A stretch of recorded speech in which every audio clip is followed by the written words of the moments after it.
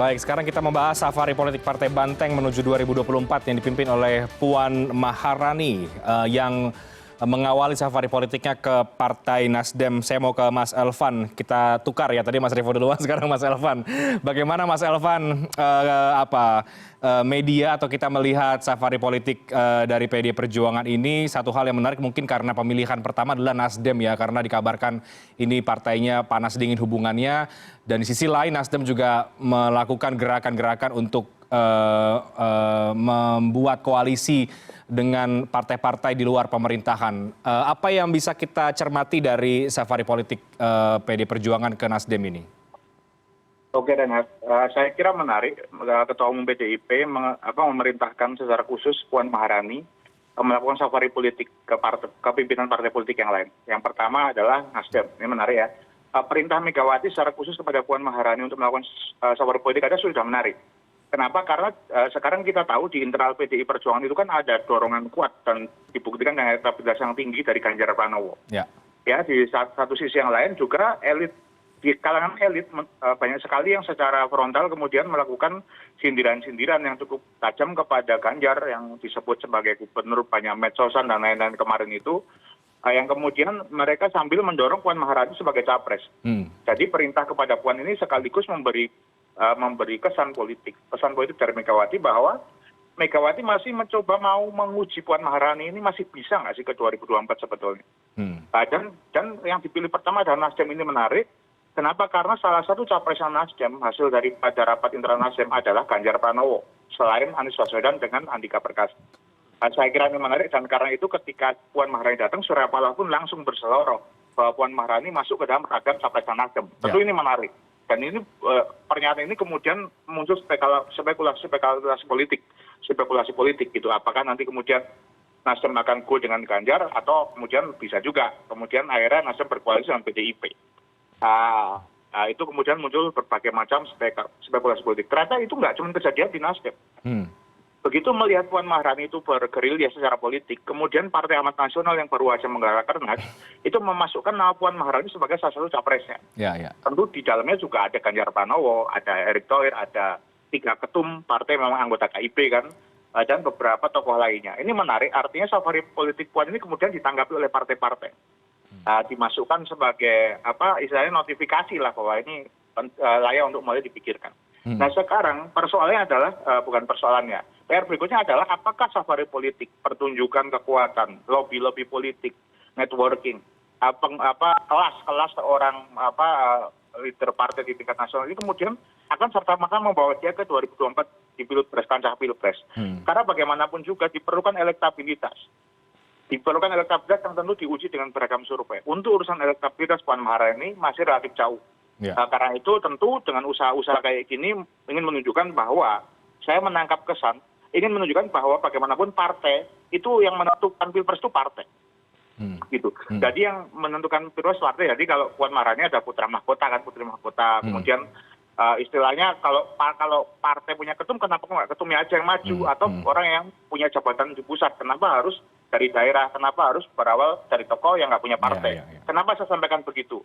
Karena sekarang ini muncul isu santer bahwa katanya nanti KIB sekalipun itu kemungkinan mereka pun bisa jadi terbelah.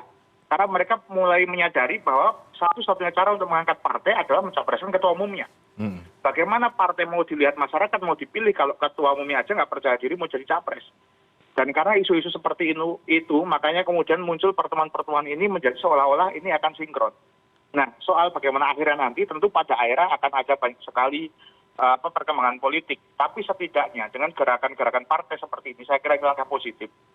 Jadi para pimpinan parpol menyadari bahwa mereka juga harus melakukan upaya-upaya seperti ini, menunjukkan kepada masyarakat bahwa mereka punya kelas, mereka bisa bekerja, bisa memperjuangkan masyarakat. Jangan sampai kemudian partai yang membangun mencari suara, kemudian orang lain yang malah kemudian menggunakan kendaraannya. Nah ini harus hanya bisa dijawab oleh para pimpinan parpol dengan selain kerja nyata, kerjanya harus sangat nyata karena bagaimanapun elektabilitas itu penting begitu Reinhardt. Jadi juga ingin menunjukkan rezim pemegang tiket Ya, betul. partai politik. Jadi parpol yang kemudian agresif ya untuk mencalonkan ketua umumnya sendiri. Mas Revo, apa yang Mas Revo lihat dari safari politik ini? Tentu ada banyak spekulasi ya soal ini kemudian menguji soal Puan Maharani tadi katakan Mas Elvan, atau juga kita melihat PDI Perjuangan tidak lagi bisa duduk dengan egosentrisnya sendiri sebagai partai yang bisa mengusung capres, berarti karena tetap harus melakukan safari politik. Tapi paling tidak apa yang menarik yang bisa kita baca dari langkah PDI Perjuangan dengan datang ke Nasdem dan akan diikuti dengan parpol lain yang diutamakan adalah parpol pendukung pemerintah.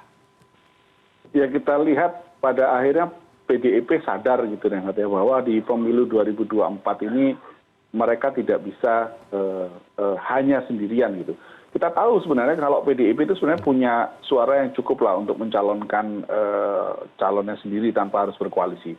Tapi kalau misalkan dengan kondisi pemilu yang diikuti multi partai, sementara suara PDIP juga berkisar 20% gitu ya, maka dia harus melawan 80% lainnya gitu. Dan dengan kondisi seperti ini tentu kalau ingin menang tentu nggak bisa sendirian gitu. Kalau ingin merebut kursi presiden tentu nggak bisa sendirian. Dan pada akhirnya memang PDIP melakukan safari politik. Gitu. Kalau sebelumnya PDIP terkesan sendiri gitu ya, terkesan dalam tanda kutip angkuh gitu, tidak mau berkoalisi. Pada akhirnya juga sadar bahwa pada akhirnya untuk menang di pemilu itu harus menjalin kerjasama dengan partai-partai lain. Nah ini kita lihat nanti Reinhardt ya, siapapun nanti calon yang diajukan oleh PDIP misalnya. PDIP ini tentu kan harus menghitung bahwa mereka punya modal suara solid misalkan di antara kader mereka, tapi kemudian tetap butuh tambahan. Kalau misalkan pemilu itu diikuti lebih dari 2 calon, maka misalkan 3 atau 4 calon, maka setidak-tidaknya kan mereka harus ada di 2 peringkat teratas untuk bisa melaju ke putaran kedua. Sementara kalau misalkan 2 calon, mereka butuh 50+1 untuk menang. Gitu. Nah kalau misalkan modal selama ini, suara yang dimiliki adalah berdasarkan basis suara di pemilu 2014 dan 2019, kemudian dikeluarkan angka swing voter, maka masih perlu buat PDIP untuk meraih angka-angka swing voter tadi ditambah dengan menambah suara-suara tambahan dari basis dari yang di pemilu sebelumnya itu merupakan lawan politiknya. Nah ini yang menjadi PR dari PDIP tentu satu mengkonsolidasikan suara yang 2014 dan 2019, modal yang selama ini sudah mereka miliki itu kan harus tetap kokoh, gitu kan. Kokoh untuk menjadi modal di 2024. Jika ingin menang maka harus ditambah dengan suara-suara yang kemarin tidak memilih koalisi mereka. Nah ini yang harus dilakukan tentu adalah melakukan approach terhadap ketua partai politik yang lain untuk menggandeng supaya partai politiknya masuk dalam koalisi, termasuk juga kepada masa-masa yang menjadi pemilih. Nah ini yang seharusnya yang sekiranya sekarang kita baca itu yang dilakukan oleh PDIP. Ya. Mas Revo, selama ini kan publik atau kita media menangkap bahwa sering ada panas dingin hubungan Nasdem dan PDI Perjuangan ya, ada saut menyaut komentar antara ketua umum misalnya atau para elit-elitnya. Pertemuan kemarin itu cukup menjawab tidak bahwa kedua partai ini baik-baik saja, atau itu panggung depan yang ditampilkan, panggung belakangnya mungkin bisa berbeda lagi, Mas Revo? Iya, selama ini kan kita bahkan sempat mengatakan bahwa Nasdem ini seperti oposisi di dalam koalisi gitu kan ya. Jadi ya dalam beberapa hubungannya ada pasang surutnya lah, ada panas dinginnya gitu. Nah, dan tentu kita semua percaya politik ini kan seperti ini, Nat. Apa yang tampak di depan belum tentu di layar belakang itu akan sama pada kenyataannya gitu. Iya, dalam tampak depan seperti ini kita lihat mesra, tapi akan kita lihat nanti realisasinya seperti apa.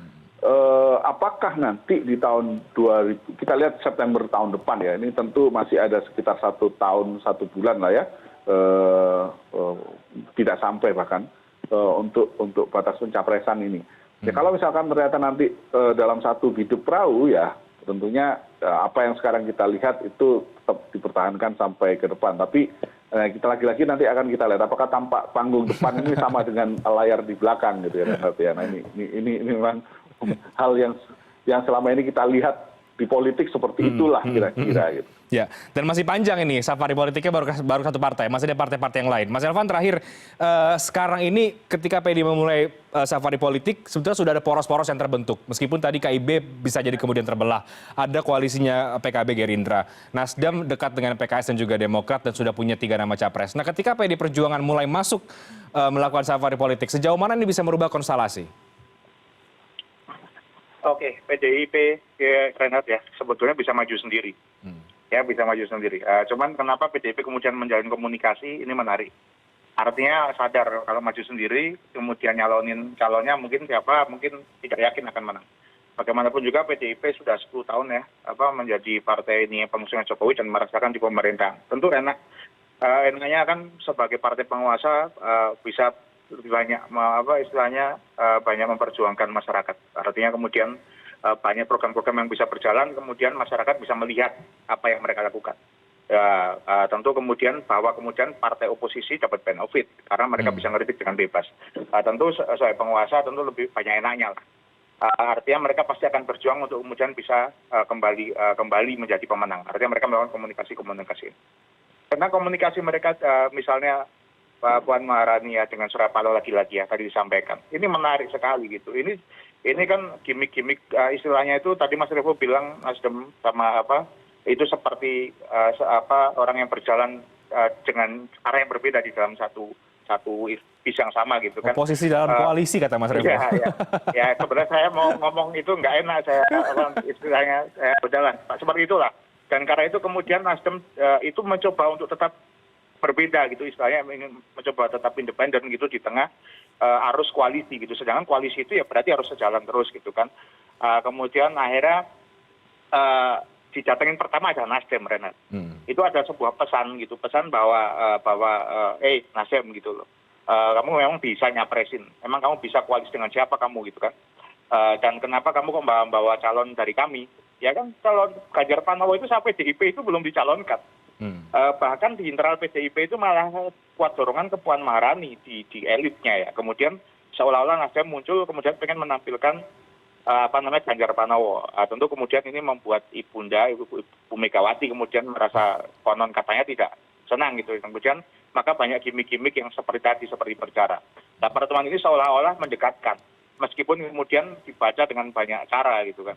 Bahwa tentunya Surya Paloh tahu, ternyata dia dimonitor gitu sama Megawati sebagai sama-sama kingmaker. Meskipun Megawati tentu kingmaker betul ya karena punya tiket sendiri. Dan seperti apa PDIP akan mempengaruhi konstelasi? Saya kira akan sangat mempengaruhi. Apalagi PDIP, biar kata elit PDIP menolak Ganjar Pranowo dan mendorong Puan Maharani, Puan melakukan safari politik. Tapi mau diapa-apain Ganjar juga sekarang elektabilitasnya sangat tinggi. Ya. Artinya in case kenapa-napa istilahnya terjadi pergolakan koalisi yang sangat dahsyat, pergolakan politik yang dahsyat, PDIP punya calon yang cukup kuat, yaitu Ganjar Pranowo. Dan itu nyatanya juga kok masuk ke capresnya Nasdem, masuk ke capres PAN, disebut-sebut juga oleh partai lain. Artinya PDIP mau membangun gerbong koalisi yang sangat kuat. Dan ini bisa jadi sangat menentukan peta koalisi 2024. Kalau PDIP itu bisa membangun gerbong yang sangat kuat, itu bukan tidak mungkin calon-calon di luar partai yang tidak punya tiket itu bisa jadi maju. Misalnya Anies Baswedan yang mungkin bisa dibilang sekarang kalau secara analisis beberapa tokoh menyebutkan bahwa mungkin Nasdem akan koalisi dengan Demokrat dengan PKS misalnya. Tapi kalau Nasdemnya diambil, PKS dengan Demokrat saja kan tidak cukup. Ya. Gitu dan kemudian kan calon harus ada 2 misalnya.